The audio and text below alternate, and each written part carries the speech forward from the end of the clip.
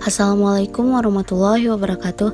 Hai everyone, perkenalkan kami dari kelompok 3 Ikatan Kimia dari program studi pendidikan kimia kelas PSPK 20C. Video pembelajaran kami kali ini kami akan membawakan materi tentang gaya dipol-dipol. Nah, sebelum masuk ke materi, izinkanlah kami terlebih dahulu untuk memperkenalkan siapa-siapa saja sih anggota dari kelompok 3.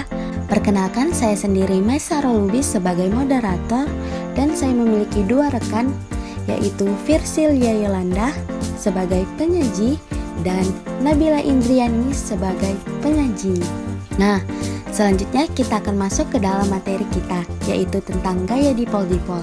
Selamat menyaksikan.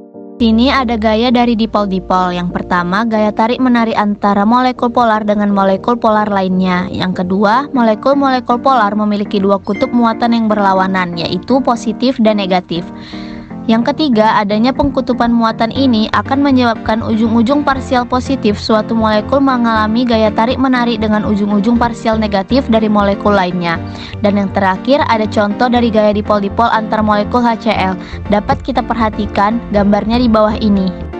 Molekul HCl merupakan molekul polar, di mana atom Cl merupakan kutub parsial negatif dan atom hidrogen merupakan kutub parsial positif.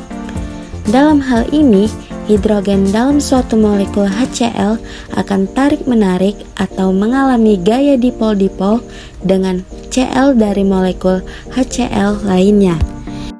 Gaya dipol-dipol akan mempengaruhi sifat-sifat fisik suatu senyawa, seperti titik leleh dan titik didih, di mana semakin polar suatu molekul, maka gaya dipol-dipol semakin kuat, sehingga sifat-sifat fisiknya relatif lebih tinggi. Mari kita perhatikan perbandingan sifat fisiknya pada tabel SiH4, pH3, dan H2S. Pada ketiga senyawa ini sama-sama berwujud gas dan massa molekulnya relatif sama.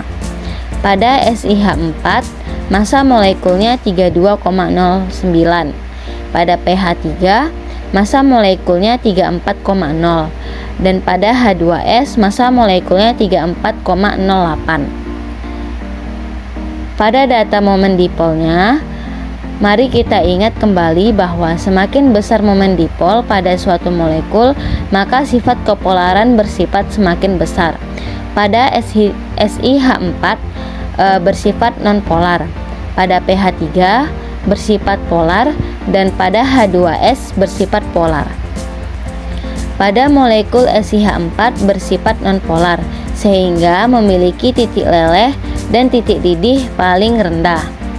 Dan pada molekul H2S lebih polar dibandingkan pH3, sehingga titik didih dan titik leleh H2S lebih tinggi. Pada H2S dan pH3, yang dimana H2S lebih polar dibandingkan dengan pH3, maka gaya dipol-dipol yang terjadi antar molekul H2S lebih kuat, sehingga untuk dapat mendidih atau meleleh, H2S membutuhkan energi yang lebih besar untuk memutuskan gaya antar molekulnya. Hal ini kemudian menyebabkan titik didih dan juga titik leleh H2S lebih tinggi dibandingkan pH3. Nah, itu dia tadi penjelasan dari kelompok kami mengenai gaya dipol-dipol. Semoga penjelasan kami tadi dapat bermanfaat untuk kita semua. Apabila ada salah kata pada saat kami menjelaskan, kami mohon maaf. Dan akhir kata kami ucapkan terima kasih. Wassalamualaikum warahmatullahi wabarakatuh. Bye.